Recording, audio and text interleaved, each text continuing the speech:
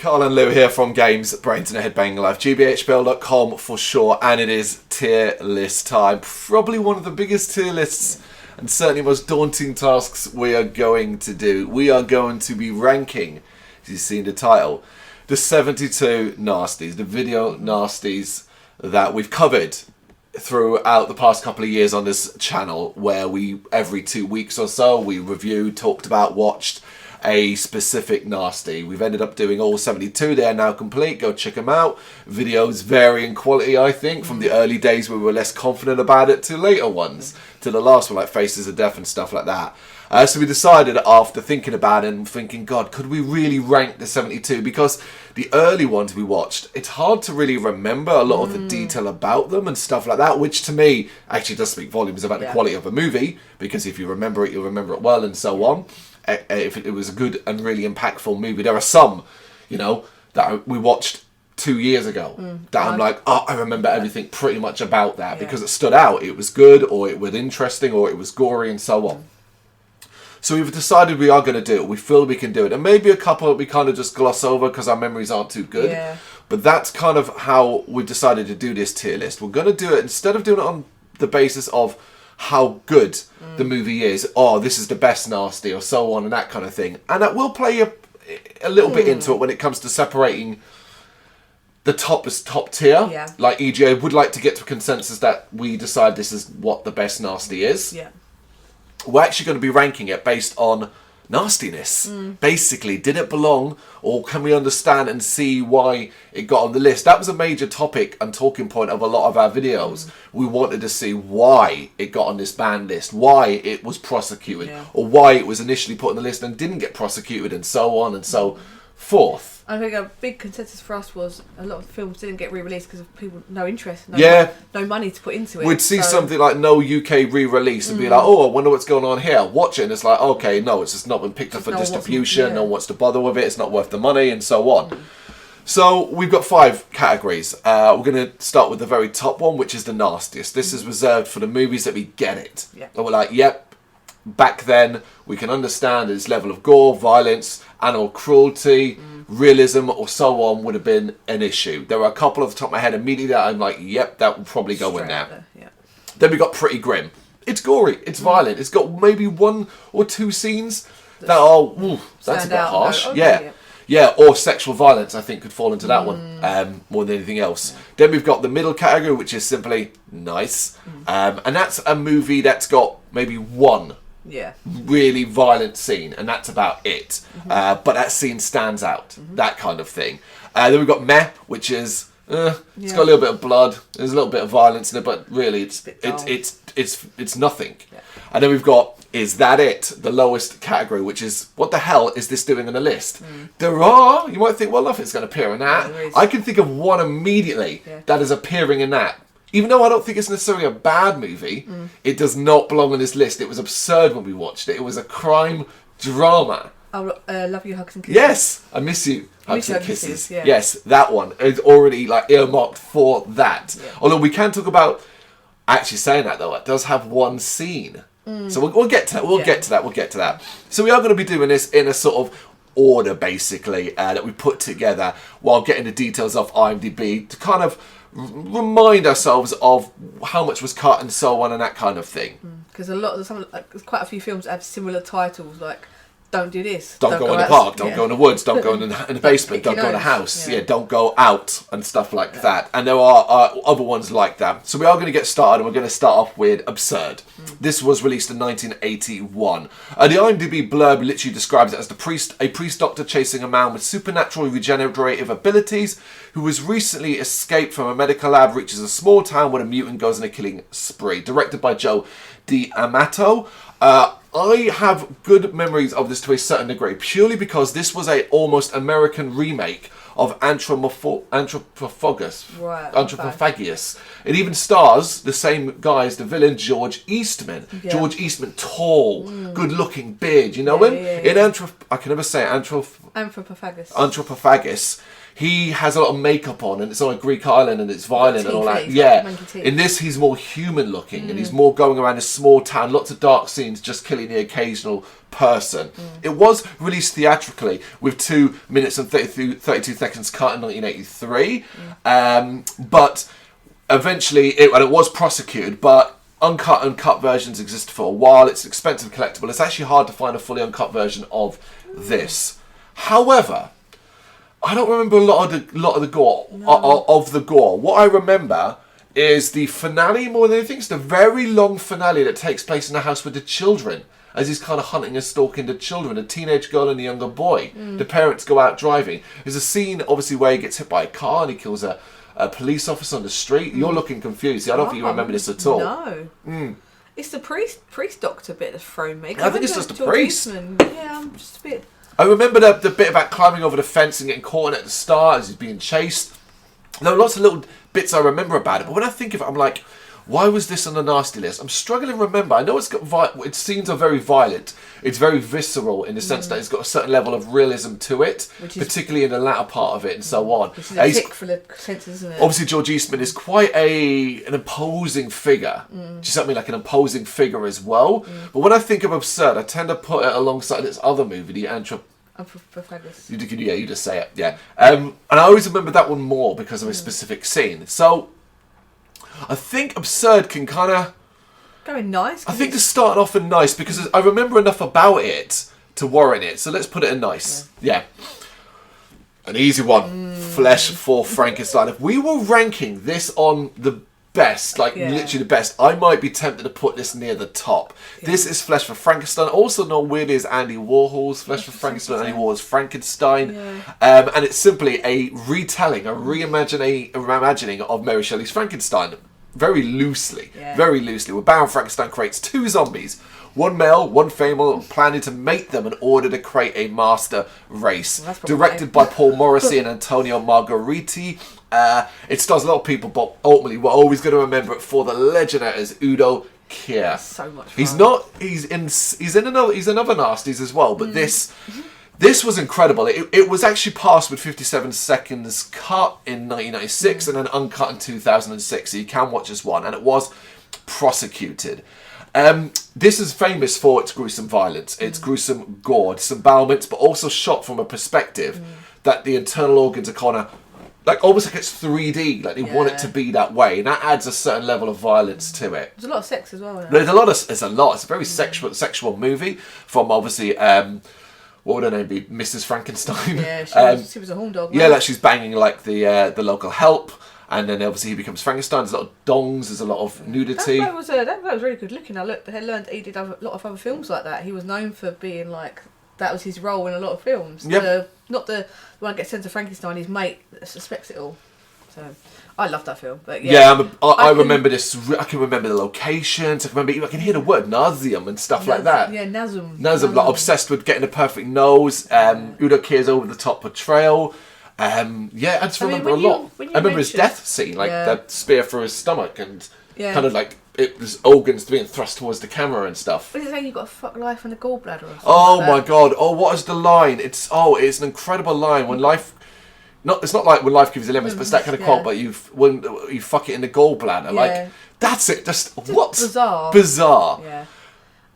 I mean, when you mentioned the blurb, it says about creating a master race. There's something problematic in that. I mean, perfect nose, perfect species. It's kind of like. Yeah, but I didn't really get, considering we have Nazi films on this list. Yeah. I don't really put this one in that. No. But I don't know if this one goes in the nasties. Even though I love it as a movie. As nasties? It's going to be hard for me, because in my head I'm like, it's top. Well, let's put it in top then for now. If it ends up moving down, it moves down. Yeah. You know, it's certainly not my favourite nasty. I mean, they're already kind of chosen in my head to a certain degree, but we'll get to that. It's up there though, because it was just entertaining. All right, it's Anthropophagus, also now known. It's now got a subtitle by today's standards called A Grim Reaper. This is a 1981, directed by Joe DiMatteo, obviously directed Absurd, and again it stars George Eastman. He's the villain in it. A group of friends, a hitchhiker, become stranded on a tourist island. This is one of those classic nasties where you've got a Greek island and you get a lot of touristy shots and stuff like that, and they're stalked by this disfigured cannibalistic killer who's gone around. It was, of course, prosecuted with lots of cuts here and there and so on.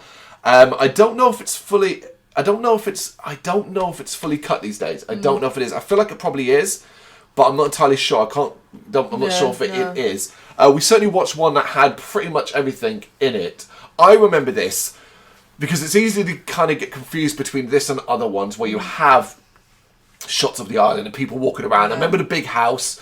I remember the weird woman and stuff like that, the owner of that house. But ultimately, I remember this for one specific scene, which is the woman getting killed in the cave, and she gets her intestines ripped out through her vagina. Oh, yes. He pulls out an organ. And does he pull out the baby? I think he pulls out the baby. I think she's pregnant.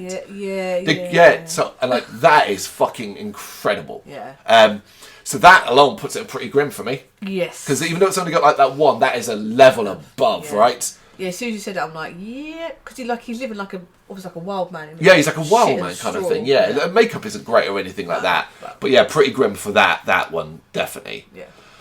Blood Feast. I mean, talk about memorable. So well. This is memorable. It's really old. It's one of the. I think it might be the oldest on the list. 1963. Directed by Herschel Gordon Lewis, of course. Starring William Curran, Mel Arnold. Really familiar faces. An Egyptian caretaker kills various women in suburban Miami to use their body parts to revive a dormant Egyptian goddess. It's so weird. Or while the police try to hunt him. Obviously, it was prosecuted. It's been uncut since 2005. It became notorious for its explicit gore and violence, right? But when you watch it, you get that, but it's also really fake. Really, like the last scene where they find like his lab where he's been cutting up the bodies, and it spends ages panning over him, and it's bloody, but it's not good effects. No. It looks really fake, really bright red and stuff like that and all that. Yeah. I remember Blood Feast more for nudity for me. Nudity, main character, the makeup job on him to make him look older, and just the sort of general like really bad police as well. We have a lot with really bad police. Yeah, this is one of them. It was just a lot of women getting rubbed down for about half an hour, preparing him for the sacrifice. Oh, no, you're thinking of Mardi Gras Massacre. No. Mardi Gras Massacre has more of that than this Blood Feast. Had a lot of it. Has it? He preps about 3 women and you see the same procedure happen a lot. And I was like, yeah, I'm seeing you rubbed them down. Get it. But yeah, no, I think because it's quite an early one. It's 1963. It's the earliest on the list. So I feel like that has got a lot to do. Yeah, I think. No, because they went back. They went back at the end. Yeah, they went back in the, whatever the list was created mid-80s. I would put this in like meh for nastiness. For nastiness, I'm kind of agreeing. I think you will come away laughing a lot of the time because of the bad dialogue, poor acting, cheesiness. I like it, and I remember it fondly to a degree, but like, yeah, we're not ranking it on that. Yeah. So yeah, I'm gonna agree with you and say meh. It's not that nasty. No. Talking about not that nasty, the ghastly ones. What a dull movie this is. 3 married couples who bicker non-stop and are forced to spend the night in a Victorian-era house on this random island where they start getting killed off by a deranged psycho who's bent on claiming inheritance they're all entitled to. Directed by Andy Milligan. It's had no UK re-release and it was prosecuted. I'm not sure why this one hasn't had a UK re-release. It feels like it's got a bit of a cult thing going on. Yeah, this is dull. And it's a whodunit slasher murder with a twist ending, and you've got slasher gore like that. Really, there's nothing really that memorable about this one. But not enough of it, I don't feel. I feel like a lot of it's focused on the couples. When I think of it, I think of the sort of maid of the house. Is it her brother or son that has learning difficulties? Yeah. And like it's implied, obviously he's the killer. He isn't. Spoilers. Yeah. And you've got lots of people sitting around talking and drinking. There's some sex in it, but nothing egregious in that sense. This to me, is that it? No, that's got to be reserved for the things that generally have next to nothing. So meh. But after Blood Feast, because Blood Feast is at least memorable, when the ghastly ones isn't. Yeah.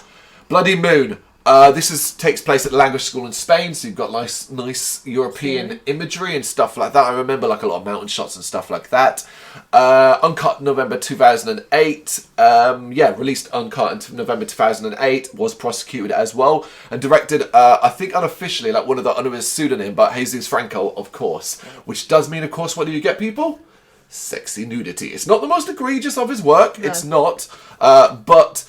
Truth be told, we created a category in this and we said it would be the one that has one scene and is the only reason to remember it. That's what, and this is Bloody Moon. Yeah. Remember it for one reason only. A bustle. The buzzsaw kill is the woman that gets her head chopped off by the giant buzzsaw, where it switches to an obvious dummy, but there's a lot of spraying blood. That's it. That means it goes a nice, but below absurd, because I remember more about absurd. Yeah. Well, so we're getting there, even with the ones we struggle with. Yeah. The burning. This is a summer camp one, where a former summer camp caretaker, horribly burned from a prank gone wrong, which is how we open the movie, lurks around an upstate New York summer camp bent on killing the teenagers responsible for his disfigurement. His tool of choice tends to be the gun shears. Yeah. But later on at the end of the movie, a flamethrower comes into it. Remember that scene? Comes out and it's like, oh, that's awesome, awesome. Uncut as of 2001. This movie was prosecuted, and likely only because of the effects more than anything else. There's a very scene where a lot of the teenagers get slaughtered on a boat. Yeah. That's kind of what I remember. I remember a lot of the look of this more than anything else. Location, the summer camp, and elements like that. From him, wasn't it? Yeah, yeah. Breathing and being a bit like. Which isn't that, rare and stuff like that, but it also stars some fairly famous people who would go on to be in things like Seinfeld as kids, as younger adults, teens in this, and so on.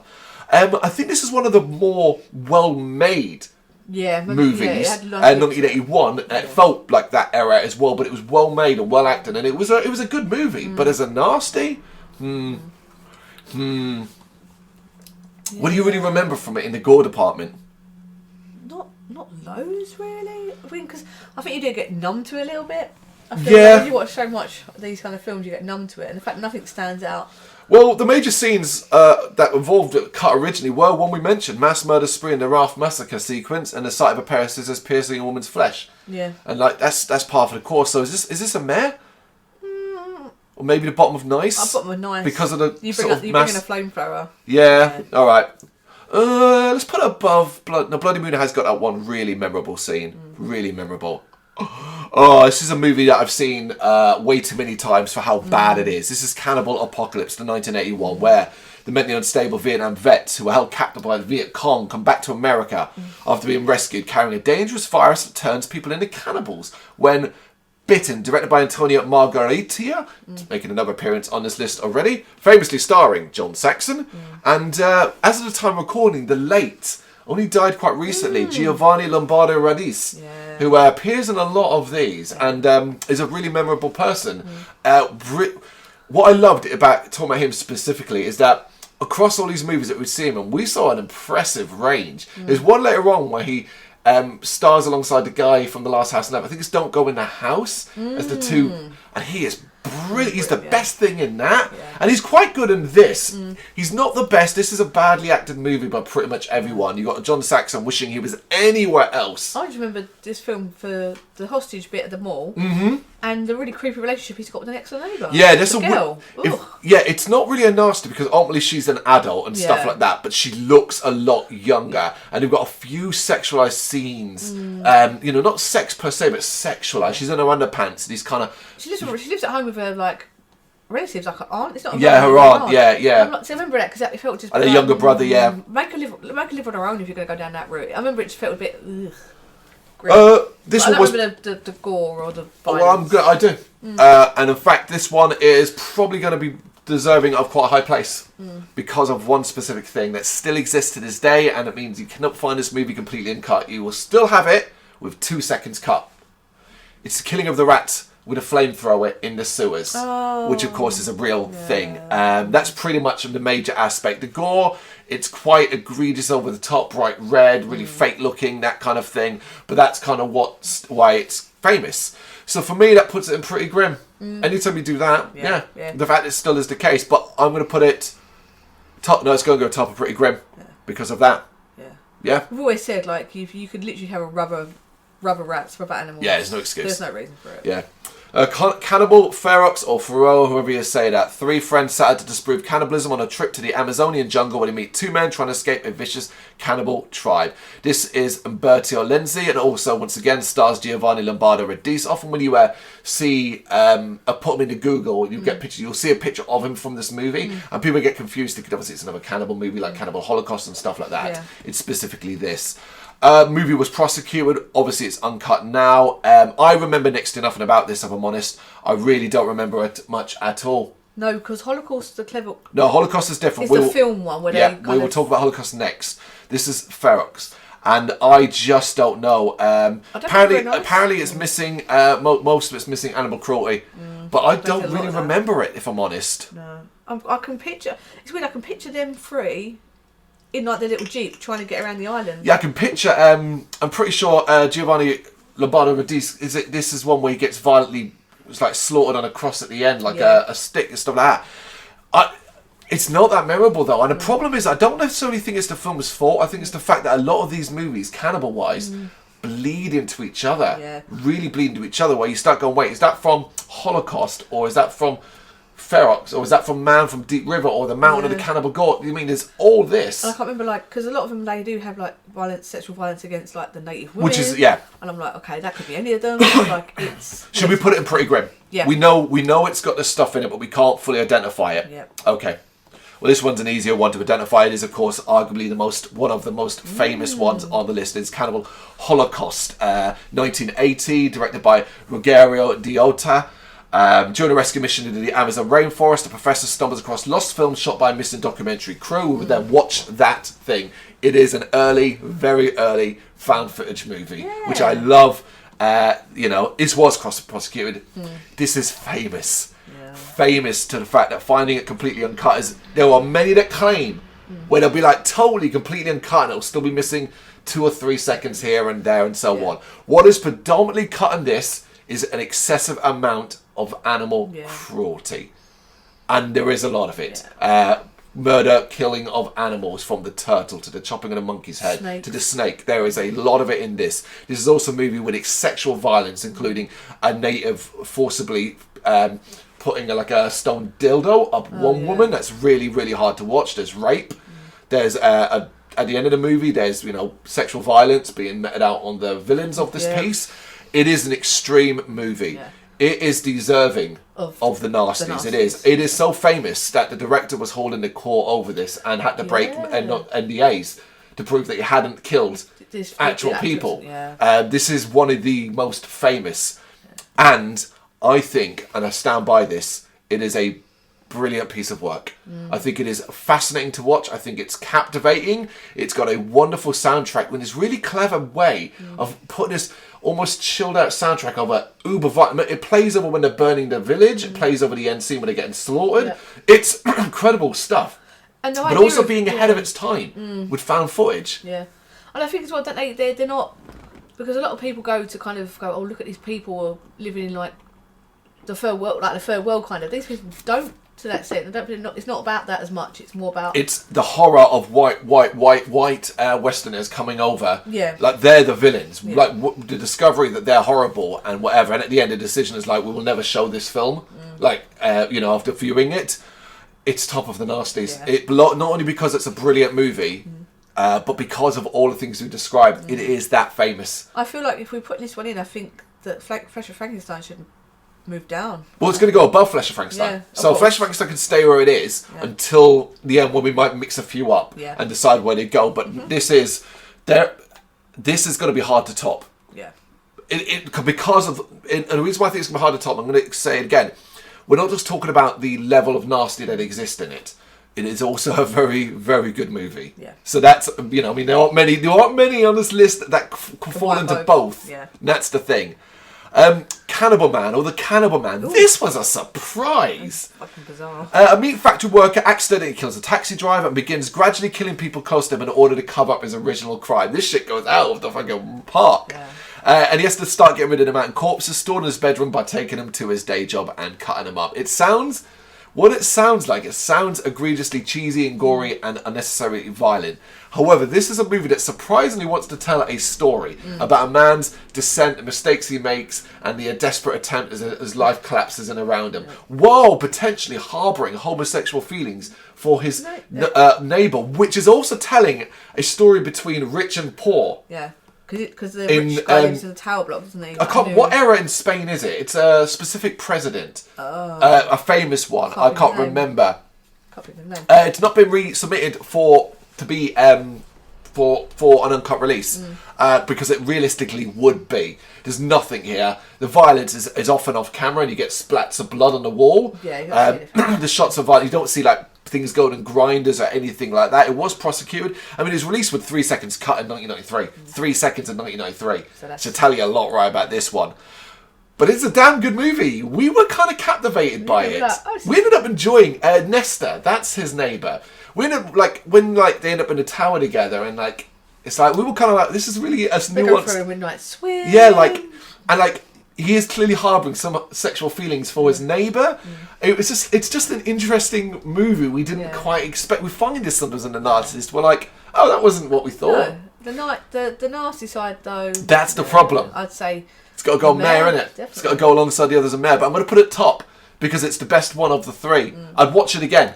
Yeah, that says a lot for some of these films. Yeah. No, never in my life am I watching that again. Devil Hunter. Vietnam veteran heads to an island inhabited by cannibals, because of course he does, to save a kidnapped model, not only from the kidnappers, but also from the cannibals lurking devil god. Directed by Jesus Franco, so there's a lot of nudity in this. It's completely uncut as of 2008. I remember this film for one reason only. Tits. No. Tits. Yeah, what we do is plenty of tits, but no, actually it's dong. It's dong. So the actual devil god is a large, it's shot like below as well, black man with these fake eyes plastered on his real eyes that bug out. But because it's shot from below, he's fully nude. So basically, we get his dong non-stop through it, which is fun. You've got no wonder with the eyes. I can't unsee them. This movie also stars one of my favourite sort of era actors, which is Al Cliver, and he's in this, but this is not a memorable role for him as well. You'll remember Al Cliver more from Zombie Flesh Eaters, I think, than anything else. Right. He's the beardy one that's on the boat with the woman and yeah. But that's all I remember of Devil Hunter. And I'm not going to put like in a nasty because it's got crap makeup, occasional violence and gore here, and some dude's dong. Yeah. I mean, that's not really it. So this one, meh. Yeah. Meh. Definitely bottom. But we do get to see a dong, so it's got to be higher than the ghastly ones. Yeah, because that takes it. Blood Feast is more fun, so we'll leave Blood Feast, there. Don't go in the woods. This is a forgettable one. 4 friends camping in the woods inadvertently stumble upon the domain of a maniacal killer. There's your blurb. Remember this one. This was prosecuted, but not only is this uncut, it now has a 15 rating. As of 2007, so this is not nothing in this one at all. That screams to me there was probably like a close up of someone being stabbed, and that's about it. Yeah, but with the release of mid 2000s horror, Hostel, stuff like that, the bar got lowered so much. This is a 15. This is meh. I didn't even remember it. I do not remember this one. Camping in the woods, domain of a maniacal killer. No. Nope. And considering our memories for pretty much everything is pretty good, I think this is bottom of meh. Yeah. It's good. Yeah, because it was prosecuted, it probably doesn't go in. Is that it? Yeah. The Driller Killer. Driller Killer. Ooh, goodness me. I mean, this is an art house movie with an incredible level of violence, but done in a way that almost doesn't feel like horrible, if that makes sense. Of course, this is directed by the unusual man that is Abel Ferrara. I think that's how you say it. Ferrara. Ferrara. Okay, and he does star in it as well. He is the epitome, the eponymous killer. This is an artist going slowly insane because he's struggling to pay his bills, trying to work on his paintings, deliver it to the demanding gallery, while also care for his 2 female roommates, one that he will gain throughout the movies, an older woman who sort of becomes attracted to him and likes his life. Her life is pretty boring and so on. And he ends up taking to the streets, I guess, to deal with insanity, just killing derelicts with a power drill. Yeah. It's basically, that's it. Yeah. But it fits. It fits New York. It's grubby. It's dirty, innit? Yeah. It feels it. Even the apartment. But then, he does the struggling artist thing really, really well. When they shoot his sort of mad moments, it's colorized in a certain way. The blood sprays. It's violent. It almost feels dream-like. It's very memorable. And it is a good movie. I mean, I'd say it's pretty grim. I think because of the kind of location and the story it's being told around it, it kind of works with that as well. I mean, the fact it's a drill would put it into nastiest for me. Yeah, I can kind of remember like the bus stop kill and things like that. I don't want to put it in the nastiest because I think it's too art house to be like in that. Like, I feel like there's a certain level of appreciation for it compared to just going, oh, that's just egregiously gory. What? Yeah. But maybe top of pretty grim. Yeah, okay. Because it's a good movie as well. It's better than Cannibal Apocalypse. Jesus Christ, it's miles better. Pretty grim. Yep. Evil Speak, man, this is one of the earliest we did. Evil Speak. This is one of the, again, better made movies. 1981, an outcast military cadet taps into a way to summon demons and cast spells on his tormentors through his computer. Directed by Eric Weston and starring, famously, a young Clint Howard. Prosecuted, of course, heavily cut, mainly related specifically to the climax. An extremely violent climax, which is, of course, the, I don't know what you want to call it, assault of the pigs. Yeah. Yeah, it's really kind of like famous for that. But, you know, because of the whole satanic touch and stuff like that, you'd like Anton LaVey coming out and pro it and stuff like that, which kind of obviously, you know, boosts its notoriety. Yeah. But it's always interested me as well that Clint Howard says that director Eric Weston's original version of the film was much longer, containing more blood, gore, and nudity. So it's like, oh man, I wish I'd see that version. Yeah. I remember this for the ending, you know, and it is violent, it is gory. I don't think there's anything there too egregious by today's standards, but I remember it for it really more than anything else. This is over time. So I'm kind of leaning towards nice with this. Yeah, I think it sits in the middle, doesn't it? Yeah. I just remember Clint Howard. Yeah, he's quite. He's got a look, you know. Yeah, very memorable. You know, top of nice though, because it's a pretty good movie. Yeah, go for that. Expose. Goodness me, it's Udo Kier again. This is memorable for one reason only: sex. It's a paranoid writer is unable to get started on his second novel, and he hires a secretary who seems to be working she's mysterious, and she seems to know before, and she's looking into stuff. And the spoilers is that she's the daughter of a man who Udo Kier stole the original novel from. He never wrote it, and he killed him and stole it, and she wants revenge. 51 seconds. In between going out to the field to have a wank. Yeah. There's a lot of sex in this. There's a lot of sex, and we start with a sex scene where he's putting gloves on and all that kind of thing. You know, the surgical gloves and stuff like that. You know, and he's constantly trying to what's the word? Come on to the secretary, and she kind of blow him off and stuff like that. It was prosecuted. I'm not sure if it's uncut right now. But yeah, there's a rape scene, of course, as well. Of course, she gets raped in the field by the two men. Yeah. We were furious about that. We said it was completely unnecessary and took away from what we thought was a good movie that told a pretty cool story, because the sex that exists elsewhere kind of fits with the whole vibe of it and stuff like that. The rape scene felt completely out of fucking, you know, out of just like, oh, this will shock. Yeah. There is some gore, there is some violence, some shots of dead bodies. Suzanne, the model, if you remember, the one who was getting naked quite a lot on it. We see her body in the shower and stuff like that. But I tend to remember this. Yeah, I remember this one really just for Udo Kier again, because he is so memorable, and sex. Yeah. So this is a tough one. Where are we putting this one? I feel like it should go in nice, because it feels like one. No. Maybe I was thinking nice as well, because it is one of the more sexualized. Yeah. And also that's a big thing. And it's got a rape scene. Yeah. So that. Okay. Yeah. All right. The bottom though, because it's not really about violence. No. Okay.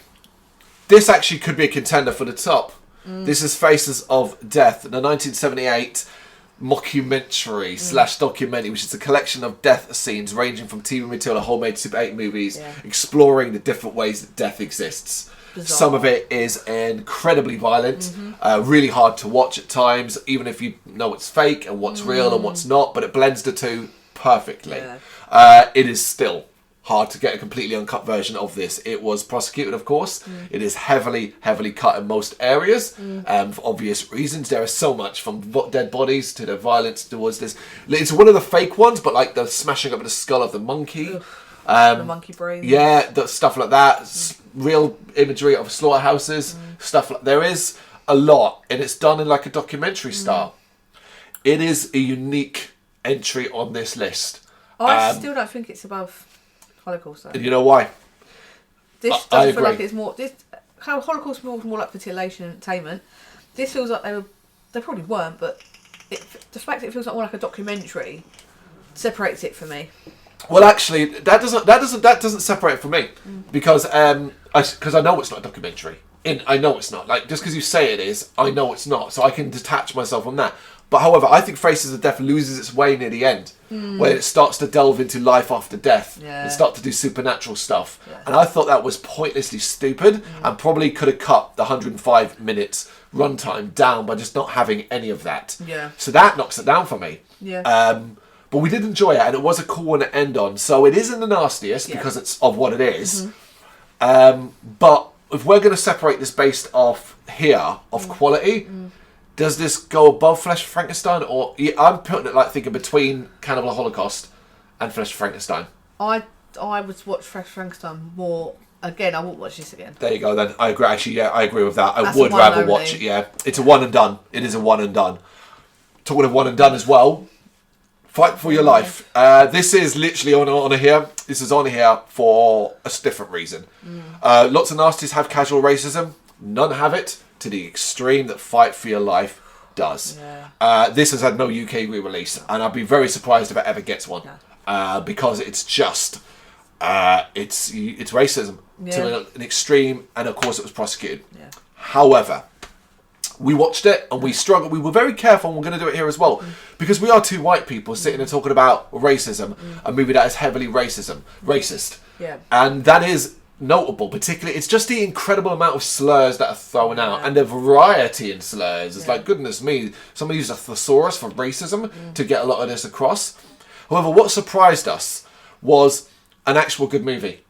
A movie that didn't just go, oh, we're going to be super racist. It tried to tell a nuanced story. And one of the things we ended up loving, we talked about this journey, if you remember, was how out of the way director Robert A. Endelson went to show you how flawed and stupid and idiotic our the white leader was, in that he was a fearful, scared, pathetic human being who also was a massive hypocrite, and ended up realistically only just having an issue with black people because of the fact that his mother left his father and left him alone with a father who beat him for a black man. Yeah. But he also hung around with a Hispanic and an Asian man. His hypocrisy was insane. Yeah. And we have an upstanding black family that really kind of like stood up to them, and like the grandmother and all that. Like, so it did it it was done in a clever way. Yeah. If you remember, we were generally shocked. Do you remember we gasped out loud at a point in this movie, which is when it was revealed that the kid that's killed outside is the son of the police officer, and we see the picture on his desk, and that's how intimate we were. We're like, oh my god. Oh yeah, it's horrible because they bring him home. Yeah, we were shocked. We were shocked. Yeah, I feel like the argument against that would be like, well, you know, you made it like, yeah, you showed the black family as being strong and fighting, but it's like, well, yeah, well, you know, a lot of people had to do that because of the racism they suffered. Like, you've made it. No, I agree. Yeah. It's no excuse. What I'm saying is, I wanted to point out that there is an attempt to do a story. There is no attempt to tell and show and point here. Yeah. Where the movie collapses in itself is right near the end, and we were really annoyed about this. Is it has a rape scene, and we didn't want that. We didn't think that was important. We didn't think it mattered. We thought like him actually raping her. We like if she'd fought back, or he was too cowardly to do it in the end when it came down to it. We also I didn't like the ending. I felt like there should, because the whole fighting each other, I should have like I didn't want them to sort of go to their level, because even their speech reverts to a bit more of a sort of like a caricature of that kind of thing, and that's disappointing for me. So on that front, you know, it's not quite as bad as you think it is. It is when it comes to racism, but I mean in regards to a story and storytelling. Yeah. But it is incredibly racist. Yeah. Like to the point where you're numb to it by the end. You become numb to it, and it just starts to wash over you. Yeah, and I feel like they did a lot with the poster, trying to make it very super suggestive of what's going on, and like, it's got to be in the nastiest because of the racism. Yeah, there's no re-release. That's the definition of a nasty. Yeah, no one's bothered. The idea of a nasty is it's something that will offend. That was the idea, to offend morality issues and so on. Yeah. You don't get more morality problematic than this. Yeah. Bottom though. Yeah. So it's in there. Yeah, absolutely. One I've seen loads, it's House by the Cemetery. Fulci movie, Lucio Fulci movie. A New England home is terrorised by a series of murders because underneath, basically, some doctor who's lived forever, kind of got a weird ass face and cries like a baby. Yeah.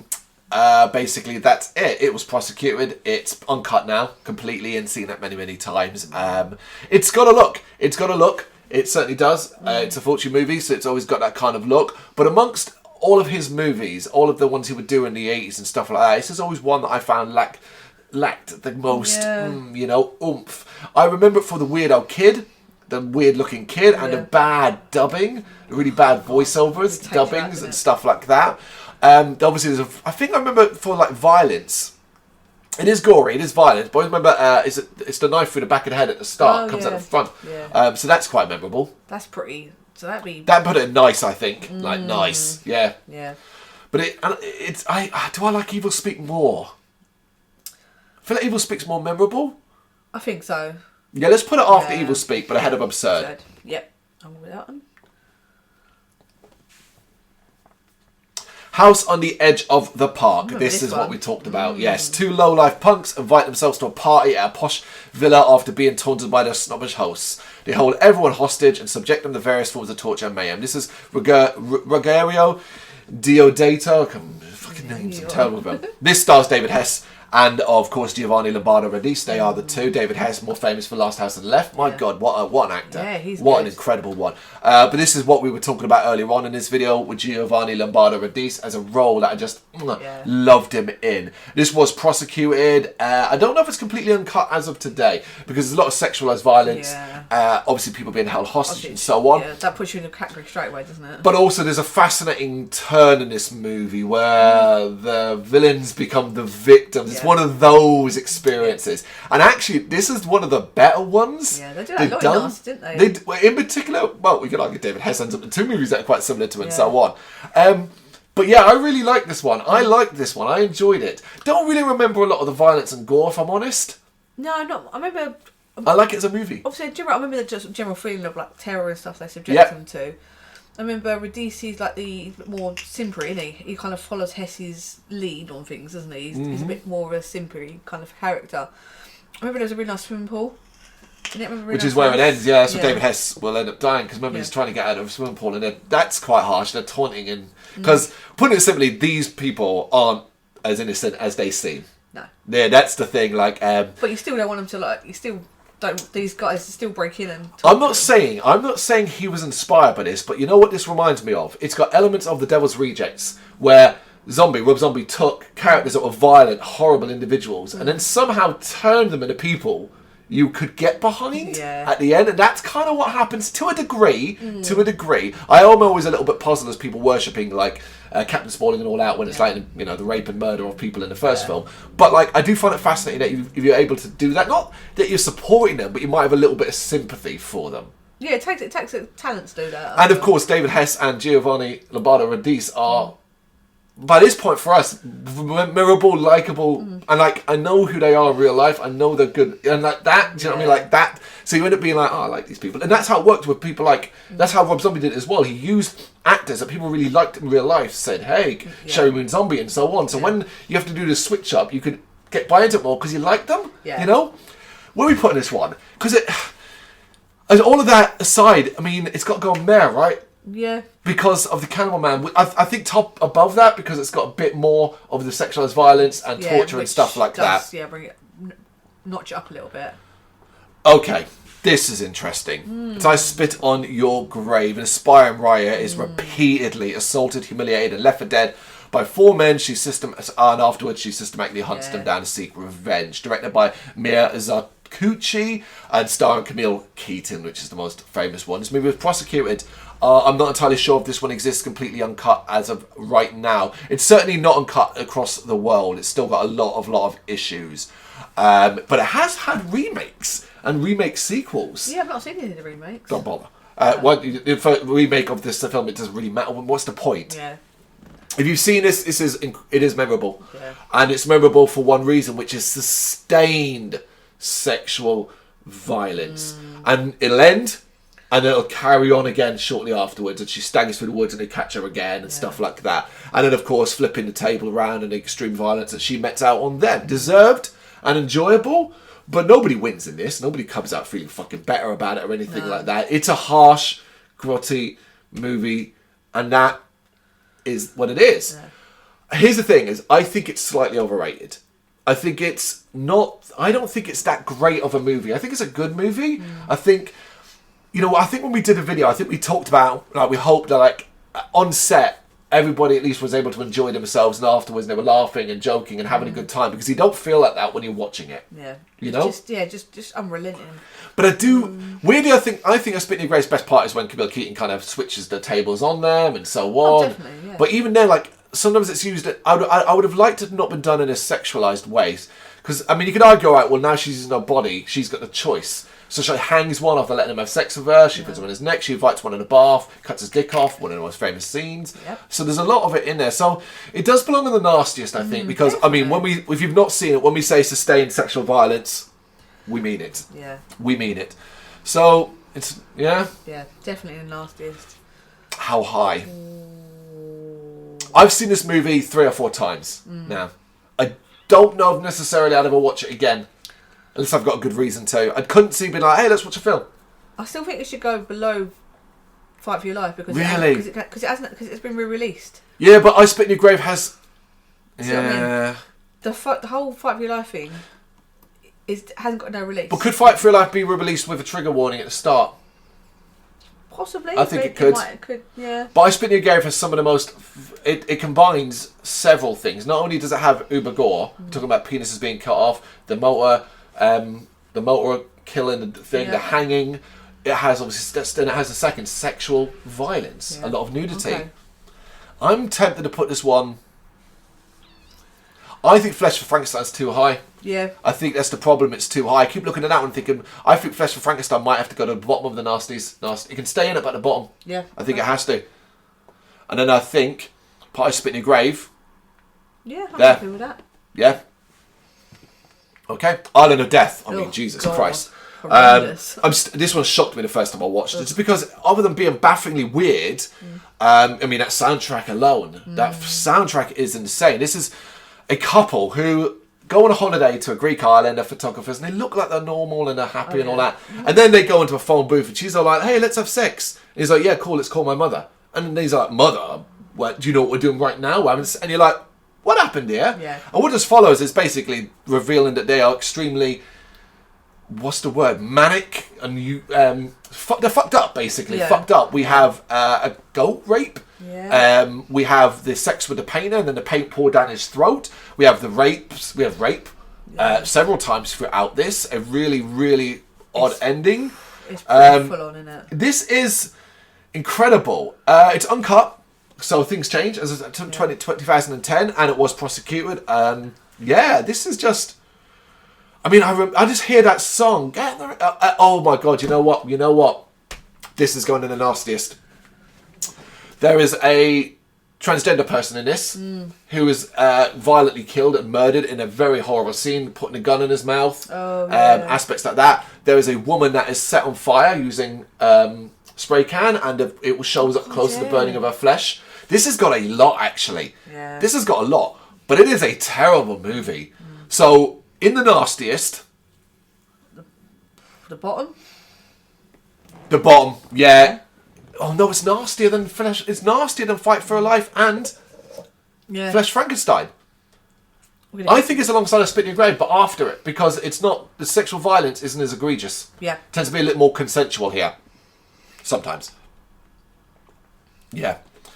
The Beast in Heat. This goes under a number of different names. SS Hellcamp is another one. No UK re-release, as you'll find with most of the Nazi-related ones. A beautiful, nefarious senior female SS officer / doctor creates a genetic mutant human hybrid. Remember him? Big hairy man. Oh, yeah. He's on the picture. On the cover. He's a squat, mongoloid, hyper-sexually driven fiend, which she uses to torture and molest female prisoners, which will get fellow Nazis to watch. That's about it. I remember this for one thing, which is the ripping out of the woman's pubes and him eating them. Oh, yeah. That's about all I remember. Yeah, I remember the cages. Him getting put into the cages with women. Yeah, and they were always, like, careful. Like, it was like he was raping them, but it was never, like, they were always legs closed and his, like, stomach, like, where, you know, I mean, like, how sex is done. Yeah. It's all of that. And, like, lots of close-ups of grunting faces and stuff like that. Horrible, like, to look at because of that, but really cheap, really shit. And even like I said, when you think what we've just described, pubic hair being ripped out and eaten by a monster, it doesn't really look like that. It doesn't really look like that. You get a shot of like where they've kind of splashed some blood around her crotch area, but you know that's it. But that is quite something, to be fair. There's nothing on this list that has that. No. So we're putting this one. I mean, it's a terrible movie. Does it go nice because it's got those scenes? I think so. But maybe near the bottom because it's such a terrible movie? Above Expose, I feel like that knocks it up a little bit because it's quite... The idea of it's quite... But I like Expose. It's a better movie. We've got to separate these by quality now. know. Expose has rape and sexual violence in it. I mean, no, yeah. I'm putting it at the bottom because it's got that. Yeah. Oh God, The Werewolf and the Yeti, or Night of the Howling Beast, no UK re-release for reasons that I can't fully understand. Because it's got occasional hyper gore. So basically, this is a series of movies. It's really hard to explain, but basically it's a consistent series of movies from this specific director and actor that just like have different names and sort of follow an overarching plot. And this was like a reset of it at the time. Waldemir, the renowned adventurer, which is the character that appears on most of them, joins an expedition to find the Yeti in the Himalayas. While hiking through the mountains, he's captured by two cannibalistic demonic nymphs that are whales. Basically, they bite him, he turns into one. And meanwhile, there's also this village or like local, what's the word? Bandits. And the guy's got a weird, horrible looking disease, like creates holes. God, yeah. That kind of thing in his back. It's a very strange one. It takes you all over. It takes you up in the mountains with like adventurers in the caves. There's like a love story. It's got sex in it. It's got nudity. It's got some violence and gore. There's a couple of shots of like blood here. This is a male one for me though. Yeah. You know, it's such a mishmash. I feel like it got put in there for like odds and sods. But yeah, I do remember it. I do remember it as a funny old one. Yeah, I don't even know why this was never re-released, so I think this is meh. I'm going to put it near the bottom, because, we'll put it above the ghastly ones. Yeah, because the Devil Hunter has Dong. Yeah. And Dong will always get a point in my box. or we get a women naked. Yeah. You know what I mean? Yeah. Talking about famous, it is The Last House on the Left. It was prosecuted, it's uncut as of these days. Of course, it's been remade, which you could say takes away from it. I know that I don't think that's the case. I think it's just because it's one of the more famous. Because of course, as well, it also came from Wes Craven. Yeah. And it's obviously famous for its tagline. I've never seen the remake. Do you need to? I'm intrigued to see where they do it nowadays. Like, okay, but remember these remakes, all these remakes, I Spit in Your Grave, Last House, came when the standards really dropped. Yeah. See, I mean, that's what was happening. They were like, okay, now we can get away without doing it, that kind of thing. Basically, story simple, teenage girls head out to a rock contest, but they end up, concert, want to buy some weed, end up hooking up with these younger guys, but we found out that they are, we found out that they'd like broken out of prison, or like... and they are criminals. They've all got their own sort of criminality level as well. There's a female in the gang. There's a female in the gang, which really changed things as well. They kidnap the girls, take them out to the woods, torture them in violent scenes. And of course, this would end up with the gang, after killing them, they end up breaking down or trying to get across the border and end up going to the house of the girls. Yeah. The parents find out and then slaughter them in an extremely violent ending. It made me feel really sad again. It's a sad one. No one wins. No one wins. Yep. And the fact I didn't expect the girls to get killed. It sounds really silly. I thought the girls might survive, and then they get their revenge or something. Well, one does live because they go out in the night and find them dying at the edge of the pond and stuff like that. Yeah. It is famous. It is extremely egregious in regards to violence and gore. What helps that is that it's shot in a way sometimes. It's shot in a way that just kind of makes you feel worse. Like, I'll always remember, I can't remember her name, but the character that sort of after being raped walks off quietly towards the lake, and they kind of just follow her, and there's no music, and they just sort of follow and watch her. She goes on the lake, and that's when they shoot her there. And there's almost a sense of regret, like on faces as well. This is David Hess, by the way. It's probably his most famous role as Krug. But the thing is that you do want to see them get their comeuppance. Oh, definitely. And thankfully they really fucking do. They really do, but it doesn't make you feel any better. No. And the fact is that you probably feel like, at the end of it as well, you feel like the parents are going to get in shit as well. Yeah, of course they're going to prison. You can't. You can't. Unfortunately, you can't do that. You just can't. But I don't think it belongs in the Nastiest. No. I think it belongs alongside Driller Killer as just because it's grim, it's nasty, but the fact is that you would say this, as it's been remade, it's now uncut as well. Standards have changed. I think it goes top of pretty grim. Okay. Where would you put it then? Yeah, I'm still... I mean, quality-wise, I think it's a good movie. I don't think it's a great movie. No. I still think it goes in the nice. All right, but where then? The bottom. Okay, yeah. I think it does deserve it. No, fine. I think that's fair because I was going to go top. Variety, Yeah. The fact that there's not even a hint of nice ending. No, I'm down. I'm down. Cool. Gestapo's Last Orgy. No UK re-release, unsurprisingly, and prosecuted. This is a Nazi one, and probably the most egregious of the bunch. It's a Jewish woman who survived the horrors of concentration camp, revisited the ruins of the camp alongside a former SS officer who was simping after her like crazy. Yeah. And through that, she kind of remembers her time in the camp. In fact, that she ingratiated herself with the SS officers so that she could survive the torture and pain and so on. It's more famous because of its incredible anti-Semitism. Obviously, it's got incredible violence. There's that dinner scene, the meal scene, where, without recounting too much of it, there's a discussion about Jewish people. There's the eating of a Jewish baby. This is not a nice film. It is the nastiest because of that. It is famous for it. But it also isn't a terrible movie. And what I mean by that is it tells a coherent story. Her remembering, and at the end she gets a revenge on the officer and stuff like that. It's told in a surprisingly coherent way. It's just not nice to watch. No. So I think it goes in the nastiest, but we'll put it at the bottom. Yeah. Because it's got incredible stuff. If you're talking about offend, I mean, I don't think this movie will ever be released in the UK and certainly other ones. And so we're not going to miss it if it's not. No, I've seen it once. And we've always said, like, you could tell this kind of story without using real life historical event. You can do that, but you can do it in a more less crass way. Yeah. That's the problem. And I know the goal was still to show them as villains and Nazis and stuff like that, and they are, and so on. But it doesn't do it strong enough. Yes, just what it is. Axe. This was California Axe Murder, the Axe Murders. It still goes on a number of different names. Uncut as of 2005. 3 criminals on a murder spree. It starts in a hotel room, if you remember. Somebody gets thrown out. They end up going to a sort of gas station. The woman there, I think, then they force her to take her top off. I think that, because she's got that big boobies, so that's when they do that. Big boobies, always said it like that. Yeah, and then they end up at a sort of farmhouse where there's a girl who lives with a paralysed grandfather. And we quickly established that the girl was probably not okay. Yeah. But my God, is this slow and is this boring? It is, it's very slow and boring. I do like the fact that says she's not a complete idiot. No, yeah, but she's... They think she is. Yeah, it's one of those as well, when the tables get turned. Isn't it she feed them blood later on as well instead of soup when they kind of hold her hostage? But there's not much to this one. I'm leaning towards meh for this. But I remember it surprisingly more than a lot of the other ones in meh.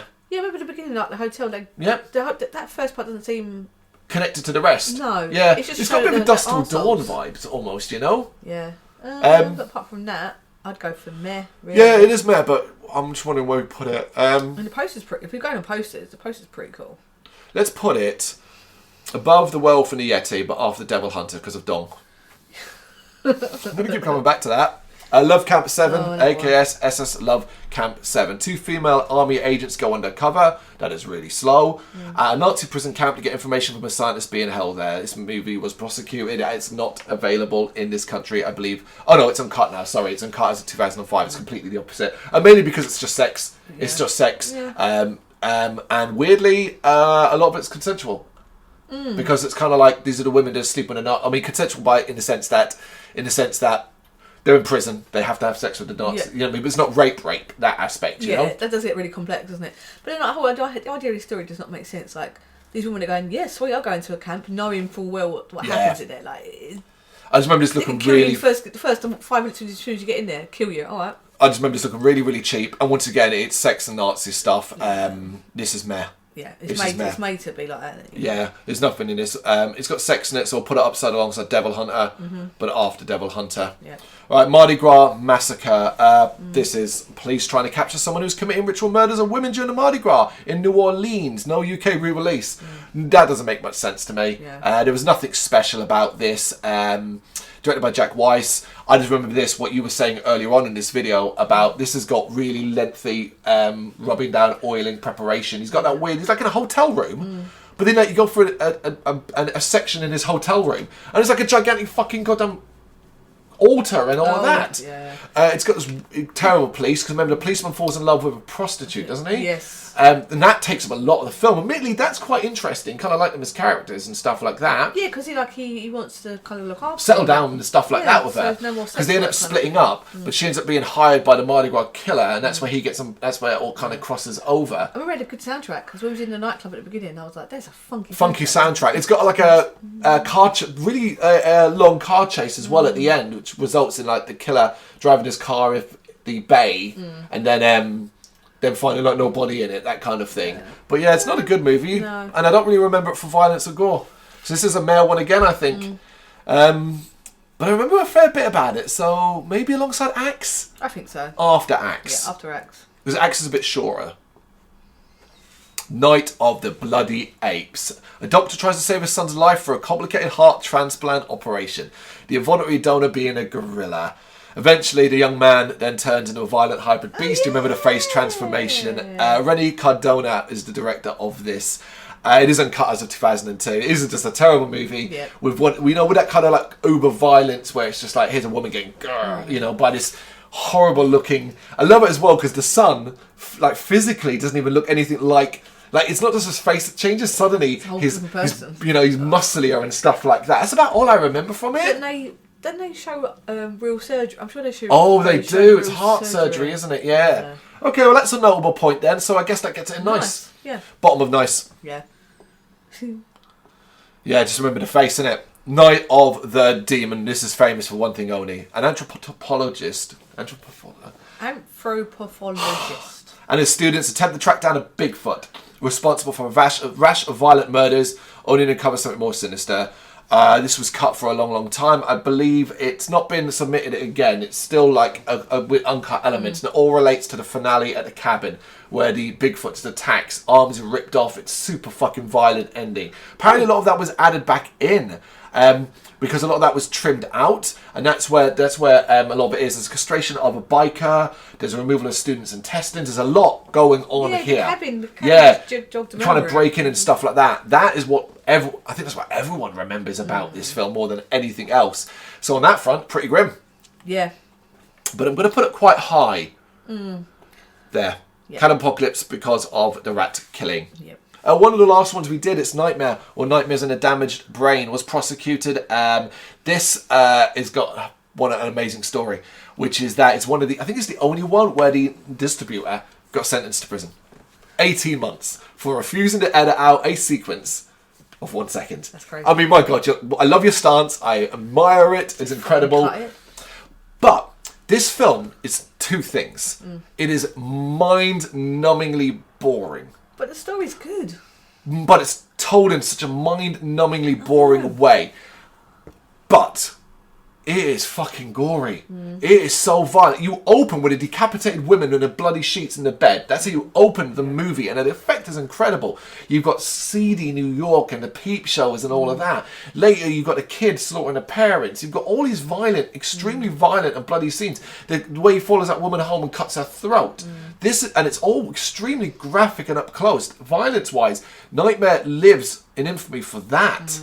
Absolutely bloody as fuck. I do love the story. It's absolutely ridiculous. It is ridiculous. They're like, you're fine to go out on Oh, the yeah. drugs for like a month. You've been murdering people all the time, but now, here's your drug. We'll rely on you to take your drugs and check in occasionally. I do like the fact that like when you work out who he's like the connecting stories. How it connects up, yeah. Like his ex-wife. Yeah. Trying to get back home. And the relationship between the mum seems very believable. Yeah, I loved the relationship between her and her new boyfriend and the kids and stuff like that. She's got a lot of baggage. Yes, she has got a lot of baggage.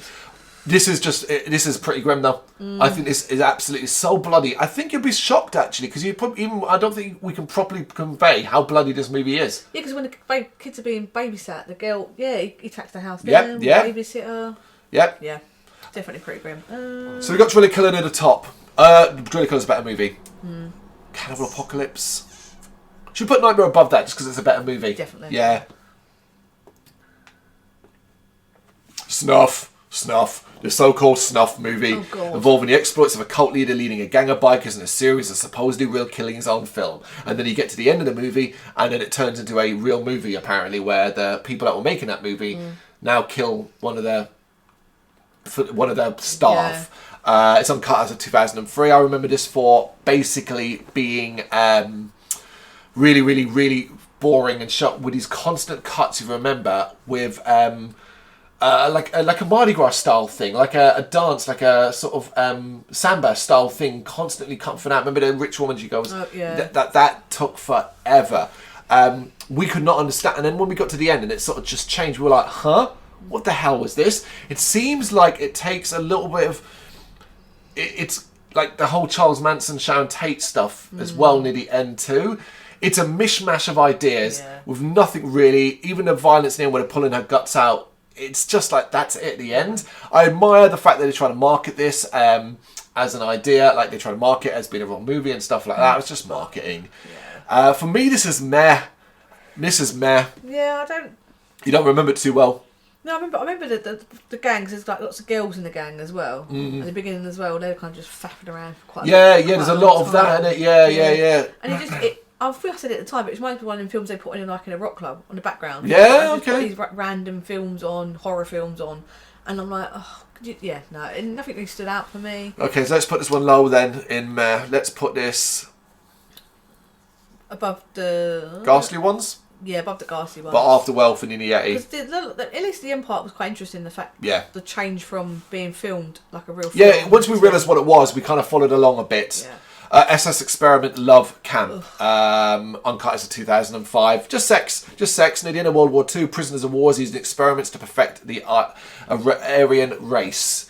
It's just, here's Nazi exploitation, here's women who are naked, here's women being sexually assaulted. I can't remember. See, I struggle to differentiate between this and Love Camp a lot of the time, which is the one where the woman is lowered headfirst into the case of rats / gerbils, but they're clearly gerbils. Oh yeah. This is this kind of shit. You know what I mean? That's all they ever. It's all this ever is. Where did we put? Right, we'll put it alongside Love Camp 7. Yeah. Because I can't differentiate between the two. Can you? They're all the same, aren't they? Yep.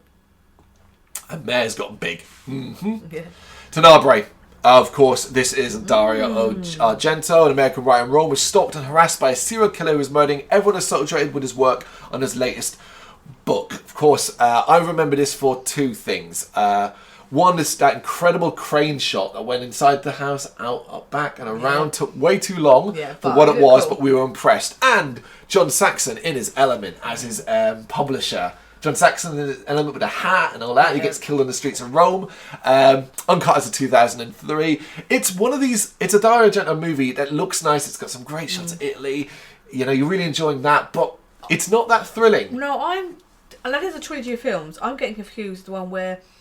You're thinking of Inferno, maybe? The one was submerged. Inferno, yeah. We'll get to Inferno, but this is Tenebrae. This is just a slasher movie. At the end, a reveal. It's got a really violent end, if you remember, where it reveals like the writer and so on, like he's the killer and all that. And the university with there's a really long scene where he's staring at this bird in the university. No, I think you're thinking of Inferno again. Oh my god, yeah, I remember Inferno really well. Yes, but this doesn't stand out for much to me. Yeah, okay, well that's the thing. I mean, it's memorable for other reasons than the ones I've listed. So I'm kind of leaning towards, in regards to the Nasties, I think it's a good, well-made movie, but maybe meh? But high-end meh. I don't know where it goes. After Bloodfeast. Before, above Devil Hunter. Yeah. Oh, the dongs moved down. Yes. Madhouse, 1981. A woman is pursued by a murderous psychopathic twin sister in the days leading up to her birthday. It's uncut in 2004. I vaguely remember bits of this. I remember the dog. I always remember the cover. The cover's really, really cool. The birthday party at the end was cool. Yeah, that's the biggest takeaway, because it's the priest, isn't it? Or the friend. My God, that's the thing. Remember? Yeah, there it is. There's a fucking... That puts it in nice. Immediately, because of that, literally triggered it. I'm like, because he's being like really, like he's insane. So he's kind of like, hey, this is gonna be fun, chill and sit with all, dead bodies and stuff. Really, really good shit. Yeah, absolutely. So that's nice then. How high? Above Night of the Bloody Apes and Beast and Heat, I think. Definitely. Above Expose? No, because I remember that. Yeah, I remember that. That birthday party scene, like the most. Agreed. Toxic zombies. Oh, this is a terrible one. Marijuana growers deep in the woods are hit with a new toxic herbicide and they turn into basically zombies and slowly stagger through the woods. And that's about all that happens. There's a family that get attacked. No UK re-release, but we're pretty convinced. We were convinced we watched this. That's purely down to distribution more than anything else. This looks terrible. It is incredibly boring. They get locked in that cabin at night with the other guy and the zombies assault. It's not that violent or gory. It's really shitty looking stuff. This is a terrible one. Yeah. Yeah. Do you know what this is more memorable for? Director and actor Charles McCrane, who directed it and acted in it, was, of course, a victim of the 9/11 terror attacks. Yes. That's what I remember about Toxic Zombies, Yeah, he died in that, didn't he? In his office in the World Trade Center. Shit. So, yeah. But I'm kind of leaning towards this being the first one that goes, is that it? Yeah. Because you hear Toxic Zombies and you kind of expect it to be quite egregious and fun. Yeah. It's really not, and it's not gory or violent enough to really be that memorable. No. I just remember the zombies slowly shuffling their feet, but also like people running away and yet the zombies somehow catching up with them. Yeah, I remember that. Oh yeah, and the zombies ended up holding sticks of fire, which bugged the fuck out of me because it was too, obviously they needed them to light up the scene. Yeah. I think this is the first one, is that it? Yeah. Really forgettable, this one. A Bay of Blood. The murder of Waltley Countess triggers a chain reaction of brutal killings in the surrounding Bay Area. Several unscrupulous characters try to seize her large estate. It's also known as Twitch of a Death Nerve, A Bay of Blood, Bloodbath, uncut as of 2010. It's got violent, bloody deaths. It's a slasher film with violent, bloody deaths. That's what it is. It's one of those. Very familiar. You could confuse it with other ones. It's nice location. There's a lot of it's dark. You've got a killer stabbing and cutting, and that's basically it. It's meh. Yeah. You look like you don't remember a thing. No, I don't. I just remember the name, the alternative name more. Twitch of the Death Nerve, yeah. Because I think that sounds nastier to me. A Bay of Blood's cool. It is set in a bay. Yeah. Yeah, no, I really can't remember this one. It's going to go down meh, but alongside Don't Go in the Woods. I think I remember a bit more of it than that, but not as much as Ghastly Ones. Yeah. Wow. Yeah. Wow. Shocky. Zombie flesh eaters, or zombie, if you want to know what that. Strangers searching for a young woman's missing father arrive at a tropical island where a doctor is desperately seeks the cause and cure of a recent epidemic of the undead. This was prosecuted. It is uncut as 2005. It is a Fulci movie. With the likes of Ian McCulloch, Al Cliver, Tisa Farrow. Great cast. Listen, this is one of my all-time favourite movies, full stop, horror movies, zombie movies, full stop. From the opening of that tune where, you know, some liners send a boat, you can send a boat now, that boat arriving in a harbour, the zombies in a boat, to go into the island, the underwater shark zombie thing might be one of the most iconic scenes in horror, let alone fucking zombie movies in general. You didn't warn me about the eye and the splinter. Of course, the eye splinter death, which is incredible. That's where often you'll find a cut. The one that isn't cut, where you see her eye smush a little bit. The zombie rising, the conquistador zombie rising and biting her on the neck, to the violence that goes on, to the ending of the zombies walking across whatever that bridge is in New York. And they couldn't afford to stop traffic, so traffic's still moving, but you've got these sort of zombies in a walkway and stuff like that. New York was beeping them. Hey, get out of here! Iconic music. This is a nasty with a lot of violent stuff going on. The blood is quite realistic. Obviously, the eye alone scene makes it just famous. It's Nasties for me because it's Nasties, yeah, because it's also a fucking great movie. Yeah, it is up there. The question is, is this better than Cannibal Holocaust? Oh. I'm going to put it... I say it goes after, because Cannibal Holocaust, not only it being a great movie, comes back to that other thing, it is deserving of the tag, The Nasties. Yeah. Whereas Zombie Flesh Eaters, while deserving of it too, does not have quite the same. Oh, this has got the music on it. The score. Yep. Yeah. I say, too, originally we was going to go see the guy in concert that did the music of it. I think it's been put forward to this year, so that might still go ahead, but that was sounded really cool. The Beyond. It's Fulci again. Yeah. It is. David Warbeck's Katerina McCoy, a young woman inherits an old hotel in Louisiana where, following a series of extremely supernatural accidents, she learns that the building was built over one of the entrances to hell. This is a cool looking movie. It's a Fulci movie. It looks really cool. It's uncut as of 2001 because its makeup and gore and all that is hit and miss. You know, it can look cool. It fits the vibe of the movie. I remember this movie more for its ending and that incredibly bleak going into the painting and the nothing and her eyes being like gouged out, just like really horrible ending, you know. I remember her going down into the basement. Yeah, I can picture all of that. All that dead bodies down there. The caretaker becomes a zombie, sort of zombie monster kind of thing. It's a cool location and all that, But as a nasty, Yeah, that's where I fall apart. I'm a fan of like Louisiana and these big old grand houses just left to rot and ruin and stuff. I do like that kind of aspect of it. It's when we do have murder, when we do have gore, it tends to be gory. Yeah. You know, that is the thing that's got. This is this the one with the spiders in the library? Spider in the library and a girl who, yeah, no, it is, because the girl goes to visit the father, see the father's body in the morgue. The daughter's left alone with him and blood starts to seep out everywhere. Yeah. Yeah, it's like a lot of trippy shit like that. Yeah. So that kind of I think this goes in nice, you know? Definitely. But definitely above the Bloody Apes and the Beast. A bit higher, I reckon. I'll go higher than, I can't remember the name of it, the birthday one. The Birthday one? The dawn. I was going to go higher than that. Or do I? Do I remember the others better? Yeah, no, like, all right, let's put it above Madhouse, but after Expose. Madhouse, sorry, yeah. Expose, yeah. Yeah. Maybe that's a controversial one. The Bogeyman. The first one. Through the reflection in the mirror, a girl witnesses her mother's boyfriend's murder. That guy would then come back through the mirror later in a film and violently kill in a slasher movie. Uncut as of 2000, not prosecuted either. This is very slow and boring, but it is got slasher elements that are very, very familiar for the era. It also has some very cool scenes. I really like the with the glass in her eye. You get a very violent murder in a priest there, or the violence to the priest where his hand gets cut up. Kids in the bathroom, didn't they like? Yeah, the girl, yeah, like that scene as well where you get nudity as well. There's a fair bit of violence and gore in this. So I think that alone puts it in nice. Yeah. I think this is nice. The kids at the edge of in the car, the ones that are sort of parked separately. They get stabbed through the face and stuff like that. Yeah. Okay. So for me, this is nice. I'd definitely go for nice. Yeah, I think below the Beyond. Yeah, there you go. Nice spot. Yeah, remember better more than Madhouse. Okay, we are getting there.